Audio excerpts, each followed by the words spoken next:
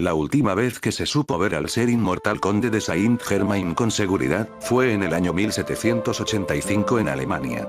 Ese año en este país se abrió un portal dimensional en el Festival de la Bestia. Y dije ser inmortal porque su naturaleza humana no está aún demostrada. Sabemos que conde de Saint-Germain tiene un gran miedo por palabras como demonios y Dios. Lo que hace pensar más bien que es una figura demoníaca que vive entre humanos.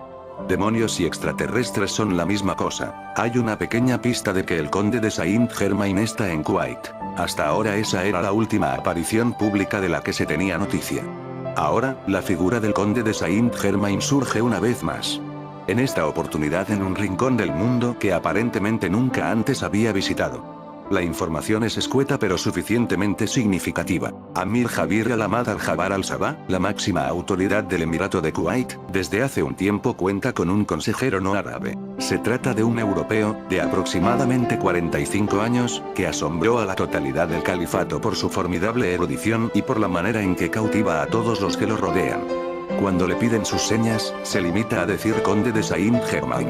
Quizás esto pueda explicar algunos casos de ovnis en este país. OVNI fotografiado en Kuwait por una mujer. OVNI fotografiado en Kuwait por una mujer el 9 de diciembre del 2012. La joven de nombre Munira Saleh al-Shah se dirigía a la universidad y ella explica tomó varias fotografías y posteriormente ya en su casa se dio cuenta de lo que había captado con su cámara. No es un individuo normal.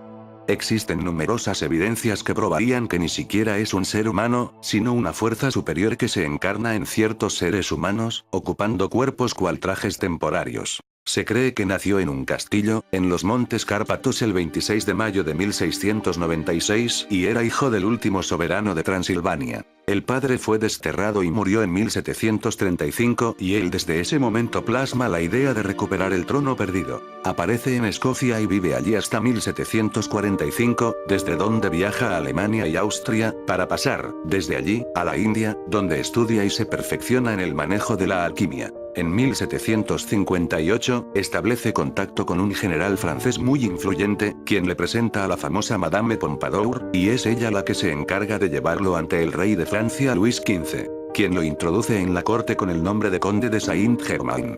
En esos momentos tenía 62 años, aunque dicen que solamente aparentaba la mitad. Uno de los tantos misterios de su vida es cómo se mantenía tanto física como económicamente porque asistía a las principales fiestas luciendo costosas ropas y joyas, incluso tenía créditos ilimitados, pero nunca se supo el alcance de su fortuna, como así tampoco el origen de su eterna juventud. Entre los tantos misterios que hacen a su vida se destaca un hecho significativo. Nunca nadie lo vio comer ni beber y tampoco nadie conoció su casa, incluso mientras vivió en la corte, nunca durmió. Se destacaba como músico, tocaba genialmente el piano y el violín, como escultor y también cantaba a la perfección con una exquisita voz de barítono. Tenía una memoria prodigiosa, por lo que repetía páginas enteras de libros, con solo hojearlas una sola vez. Hablaba correctamente y sin acentos extranjeros 14 idiomas. Inglés, italiano, alemán, español, portugués, griego, francés, latín, chino, árabe, caldeo, hebreo, sirio y sánscrito. Además de algunos dialectos, y también el cuneiforme babilonio y los jeroglíficos egipcios. Era ambidiestro, pero no solo realizaba cosas con ambas manos, sino lo más difícil y extraño, podía escribir con las dos. Murió el 27 de febrero de 1784, en una pequeña ciudad alemana llamada Eckernförde, junto a las costas del Báltico. Sus adeptos dicen que, tanto la fecha de nacimiento como la de su muerte son totalmente falsas. Y esto se ve corroborado porque no hay registros policiales ni privados de su velatorio, incluso tampoco tumba del conde, hecho realmente significativo, dada la importancia de este personaje dentro de la corte real. De él dijo Voltaire en una carta a Federico el Grande: el conde de Saint-Germain es el hombre que nunca muere y todo lo sabe. También Elena Blavatsky, fundadora de la teosofía, después de 2 siglos, hace referencia a su duda sobre la muerte de Saint-Germain. Se han escrito muchos libros basados en la vida del conde, que incluso han sido llevados al cine. Entre los más conocidos están la obra de Dumas El conde de Montecristo y La Pimpinela Escarlata escrito por la baronesa Orsi. Este extraño personaje se materializaba en cualquier lugar de la corte, incluso en los aposentos del rey, burlando a la guardia.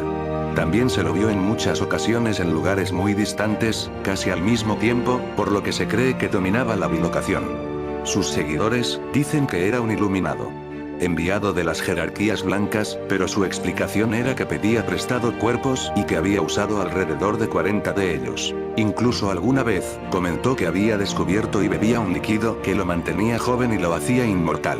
En uno de los tantos libros que llevan su autoría, el denominado La Santísima Trinosofía manifiesta: me fueron abiertas las puertas de la inmortalidad, la nube que cubre los ojos de los mortales se disipó y los espíritus que preceden los elementos me reconocieron como señor suyo. Con respecto a su falta de envejecimiento, hay un hecho registrado que lo confirma. En el año 1710, la joven condesa von Georgi lo describe como un individuo de alrededor de 45 años, dueño de un carisma especial y una arrolladora personalidad. La misma dama lo encuentra en una recepción de la corte, en 1760. Ella ya era una madura mujer, pero Saint-Germain, por el contrario, estaba más joven que como ella lo recordaba en su encuentro de 50 años atrás, y teniendo en cuenta que en 1710 ella lo describió como de 45 años, en ese momento rondaría los 95 años.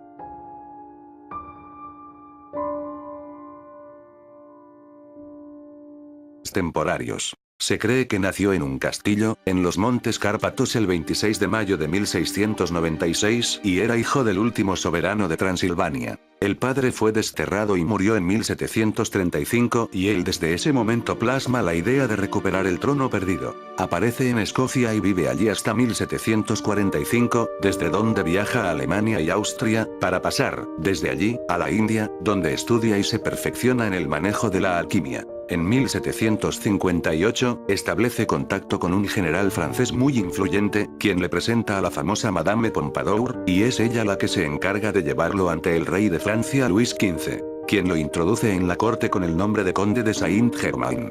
En esos momentos tenía 62 años, aunque dicen que solamente aparentaba la mitad. Uno de los tantos misterios de su vida es cómo se mantenía tanto física como económicamente, porque asistía a las principales fiestas luciendo costosas ropas y joyas, incluso tenía créditos ilimitados, pero nunca se supo el alcance de su fortuna, como así tampoco el origen de su eterna juventud.